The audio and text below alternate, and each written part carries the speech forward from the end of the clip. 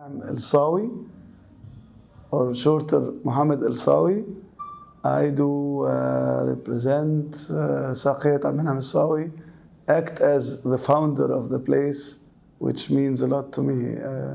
I wouldn't use any other title, not manager, not president. I hate those titles, so I decided to stick to founder, which is a fact and shouldn't really classify me at any level, is only a fact. So this is about faith, and so before I start those questions, I just tell me demographically, like where were you born? Did you have brothers and sisters? Tell me about your family today. Right. Okay. It's very complicated because I come from a family where the father had a wife and the mother also had a husband. They both died, and father and mother met again. They have been colleagues at university, and then they met again to start a new family with other brothers and sisters. So I do have we are all together 7 brothers and sisters, of which 2 passed away already. Those who have share with me the same family name, El-Sawy, Yarhamuhullah, they died and passed away. But I still have a brother 1 year older than me who is from this new marriage, Abdul-Minham El-Sawy, my brother, and I have 2 sisters, and the oldest one of the whole group is a man called Dr. Ismail Othman, and he's a real famous person because he was at the time the chairman of the Arab Contractors, which is the biggest contracting firm of Egypt. At the moment, he's still at many other functions. I was born in Cairo, so I have no relation to our origins in Bahira state, governorate, where my father was born, and he was a very poor villager. His father, my grandfather, passed away while my father was only 8 years of age. And what we heard from my father is that this family was very poor and they were really suffering. And the mother was an illiterate woman, but very wise, as he always described her, very full of vision and responsibility. And she managed to raise all her sons and a daughter in a very proper way, gave them education till high school and university, and she could, overcome all the tough times. Yeah. So he was always very proud of this woman, my grandmother, and that I have seen also as a child, not for many years, but long enough to remember her. At that time, she was paralyzed. She couldn't walk anymore, but she was very active in terms of talking and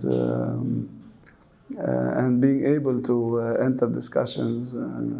She was a real nice person, but again, of a completely different background. So as kids, we were not going too close to her because we were simply coming from the city, which was different environment.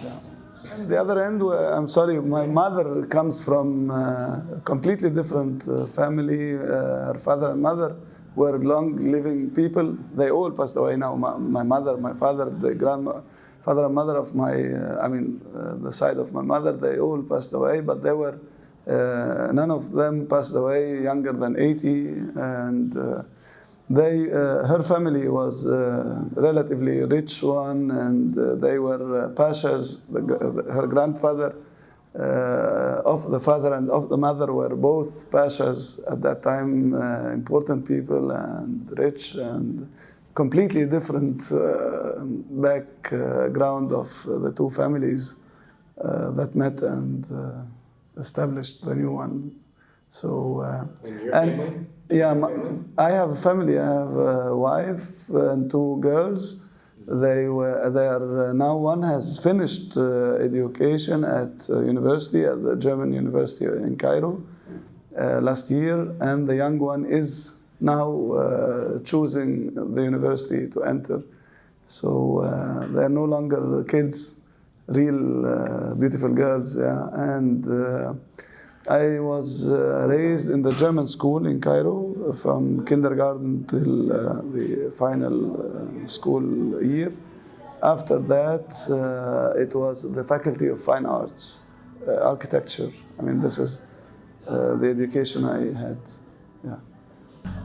So the first question when I speak about faith with people, I love to ask them, what's your earliest memory about something related to faith?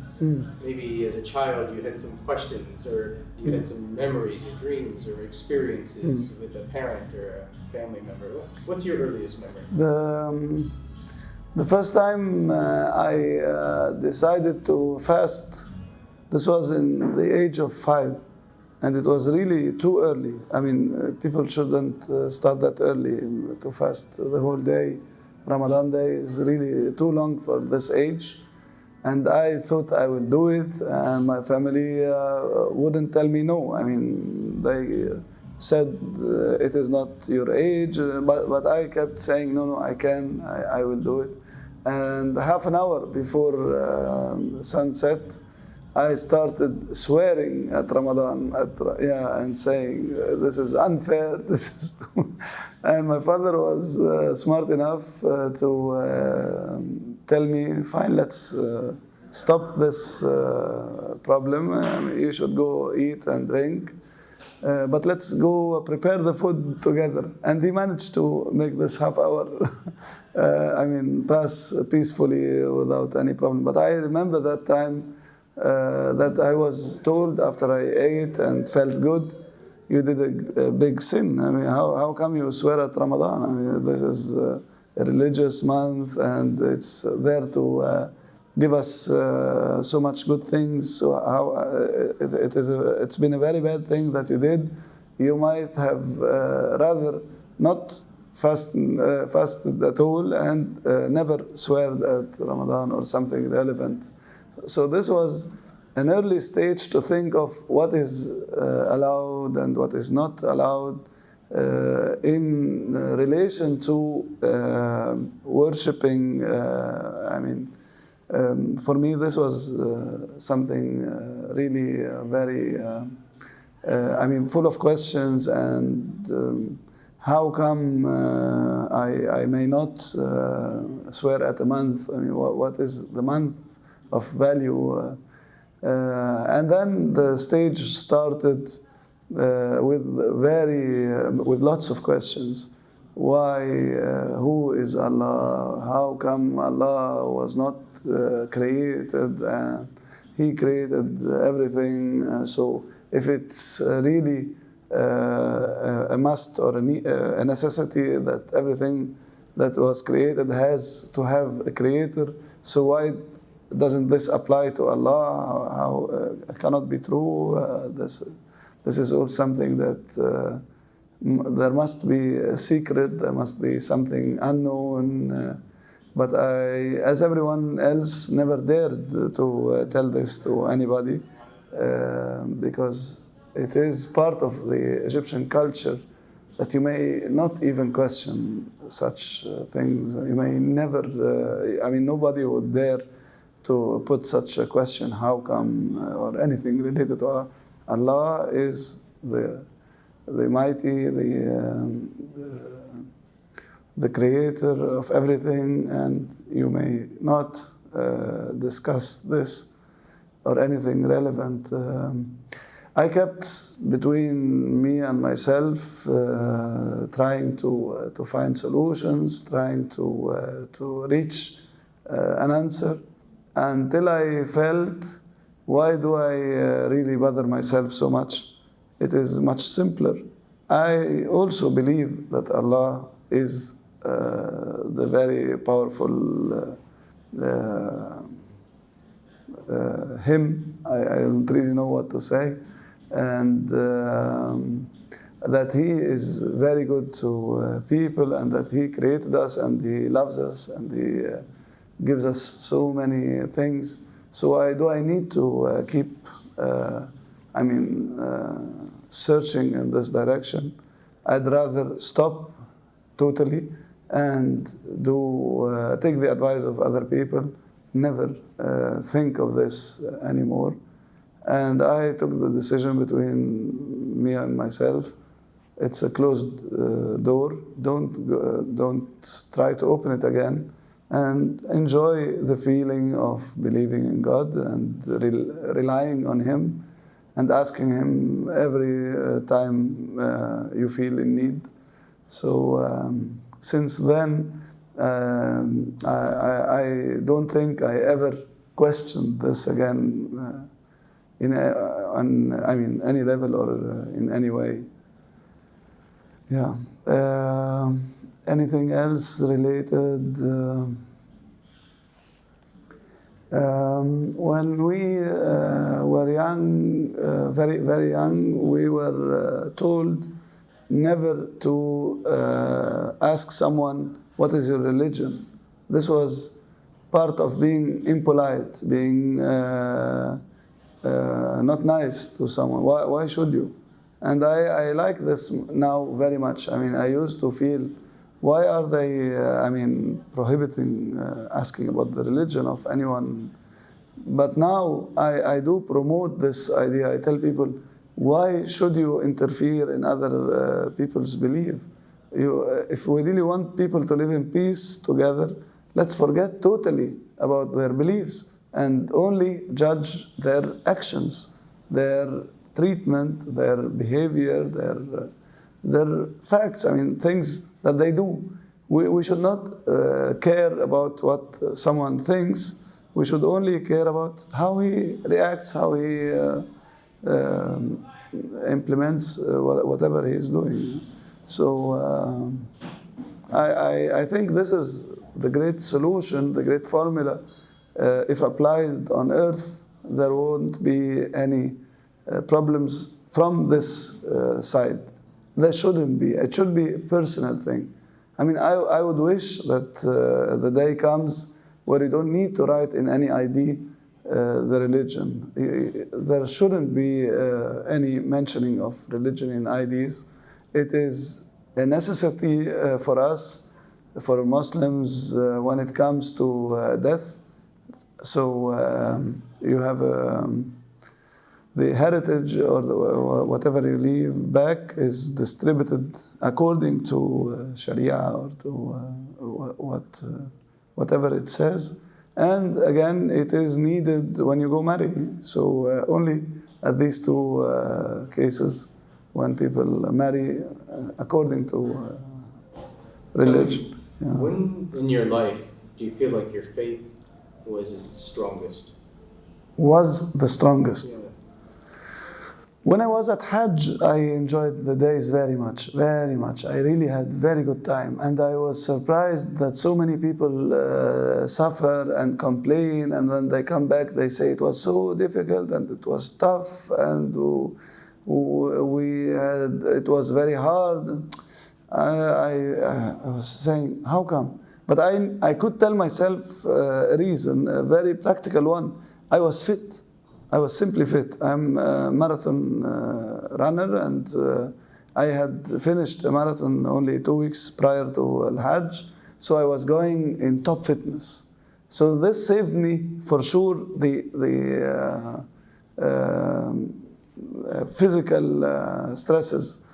But even all the other things that people say, you get pushed, you get it is whatever not clean enough, or I never suffered really. I remember I had perfect time, and I was in the eyes of other people that's what they told me afterwards. A good model for them, that I never got angry, I never complained about the food we received or the transportation means or whatsoever. Because I knew before I went that this should be your spirit. So I had the intention, and I could control all my reactions in a way that I felt very good about it. Yeah. Anyone who pushes, fine, let him do it. I mean, you shouldn't really care for what is being. So this was one of the good times. And in many other cases during our business life, we had sometimes very tough times, very, very tough times. In advertising and also organizing events.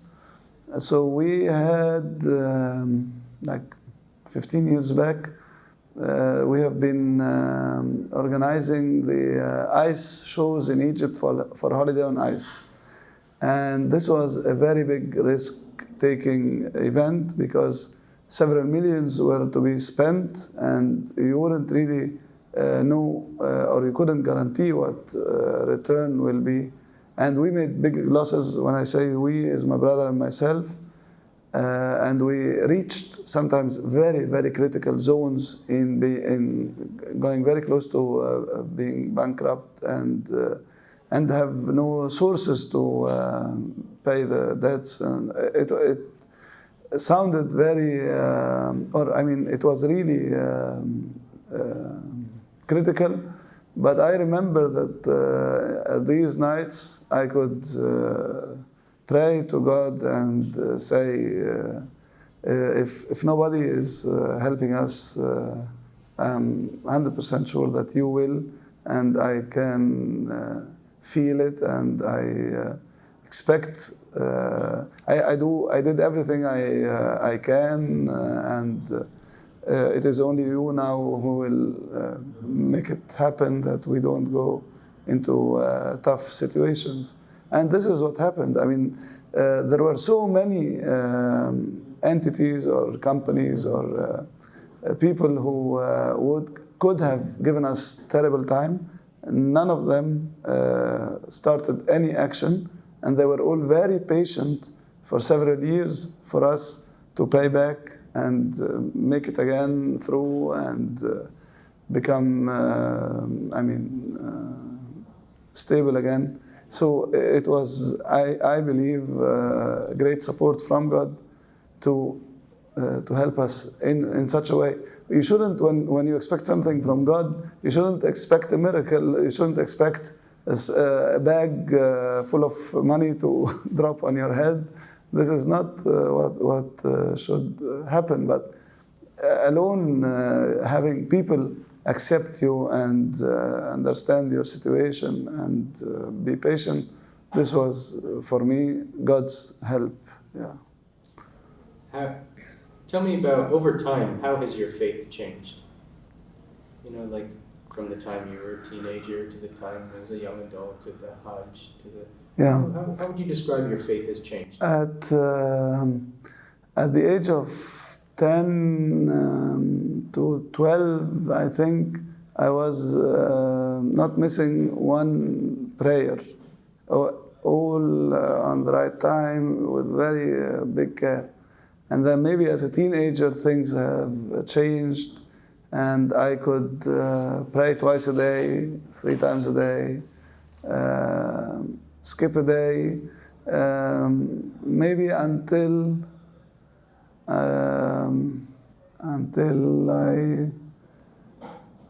married, maybe in the age of 27, I felt ashamed if my wife was praying and I don't. So I couldn't really afford feeling she's a better Muslim than I am. So I think since then I was always keen to keep my prayers because this is a good measure, a personal measure. When you remember all prayer times and go for it, it makes you really feel close to Allah and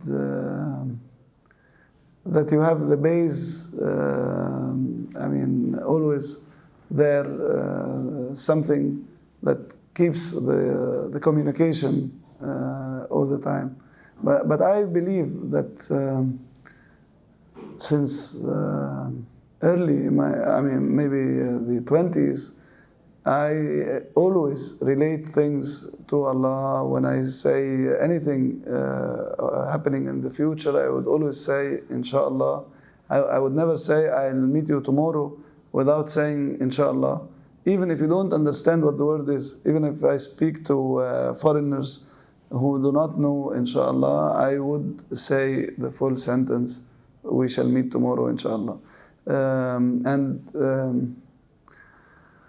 When I'm jogging, I have this great secret. I keep saying Allahu Akbar or Alhamdulillah or Subhanallah, and it helps. So you feel the longer it takes, the more you have worshipped Allah, and this is double action, is thinking really to maximize the use of the time and the benefit. I believe that Allah is very generous, and as He told us, if you make one step towards me, I will come 10 times or whatever more towards you. So it feels good. It feels good. I'm a very good sleeper. I had never problem to go to sleep, no matter what amount of problems I have or what duties I have to do, because I convinced myself since long it is between the hands of Allah. And if I think, this is thinking with faith, but if I think even practically, if you have very big problems to solve and lots of work to do, so you need to sleep perfectly to be able to go and deliver a job. So in all cases, it is very stupid not to sleep and keep suffering the whole night through. Only maybe if you are in love and and you can't help it. So this is something else, a different story. Yeah. Has there been a time in your life that it was difficult to have faith? Maybe you had faith, but Yeah. it was a challenge to keep faith, even though you had it. I think in the worst times I was going close to Allah, even more than in the good times. And this is also mentioned in Quran, that people would remember Allah when they have problems, because they feel the need for His support. And when things are good, it is me. It is me who made the achievements. And but now, I mean, having been matured, I always remind myself, anything you achieve is always with the support of Allah. You would never achieve anything if He wouldn't have, written, as it says, written it. Yeah. Tell me how this center for you is connected to your spiritual beliefs. I feel, and I was taught by my father, Allah yarhamu, who passed away, that culture and arts and creativity and freedom of expression, all these factors are the real base for any human development.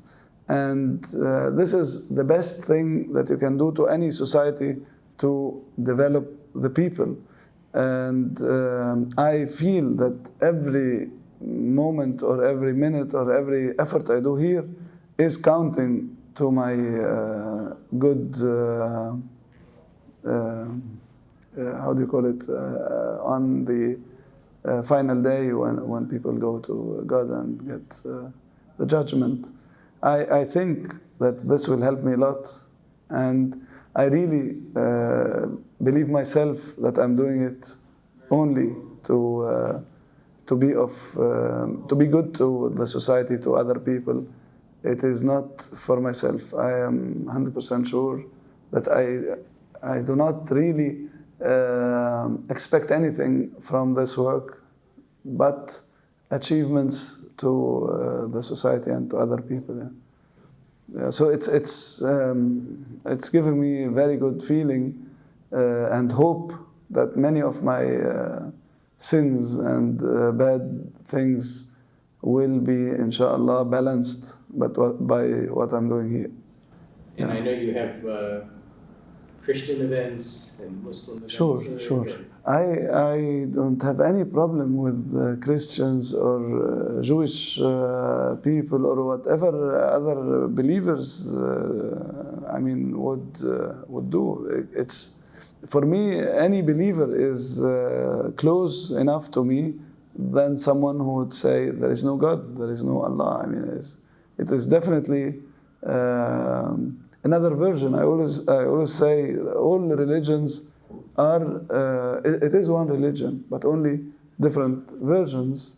And I have been privileged to have this final version, as I call it, Islam. So it doesn't mean that the others are different, totally different. It is maybe there are small or slight. Differences, but there shouldn't be any core difference because all of this comes from the same source, from Allah. So there shouldn't be a problem. And again, if I have to meet someone who would tell me from the beginning, I'm not a believer, this doesn't mean that I will treat him differently. I know, I cannot say, but I know someone, a foreigner who lives in Egypt, who told me from the beginning when we met, I was saying Allah 2-3 times, so he said, I'm not a believer, but fine. I mean,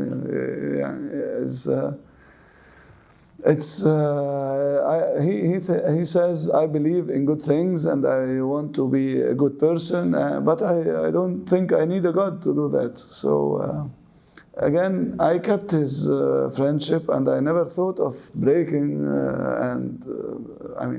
considering this person a bad person. For me, he was always fair, decent, nice. So it is not my business to interfere in other people's beliefs. Yeah. What are you most grateful for? In life, the secret of my death time. I always say the best thing Allah gave us is that you never know when your life will end. So you have to do everything you can and you think of as fast as possible, as soon as possible, because you don't know when it will end. And you should be ready for this judgment. You cannot say, I'm young, I'll do everything I want to do, gain as many sins, it doesn't matter. I will later have a good chance to be a good person. This is not applicable. So I think this is the greatest thing that we have, that we don't know when we are passing away. In Judaism, there's a saying that says, repent one day before your death. Yeah. And what's your greatest wish? My greatest wish is that people think in everything they do. They think and decide for themselves on a wise way, because unfortunately in our society, too many people never think of things and take things for granted as they are. And this is terrible. And this wouldn't really take us steps to achieve better life. Yeah. I believe there is room for everyone. There is money for everyone. There is plenty of sources and ways to have every human being live happily and enjoy his life. But people should think and discover the solutions and feel and believe that this is possible. I mean, I never believed anything is totally impossible. I think there is always a solution for everything. Yeah. When people see the picture we made of you, what do you want them to know about you? I would always, if I'm asked, or if someone tries to describe me by the very smart or the very creative, or I always tell him I wish that the first thing mentioned would be he is polite, he is humble, he is nice to people. I would really love people to take this first, and being creative or being good at work is something that you can learn, you can exercise, you can train for, but hopefully I keep giving people this impression that I'm not an evil person, and I'm really there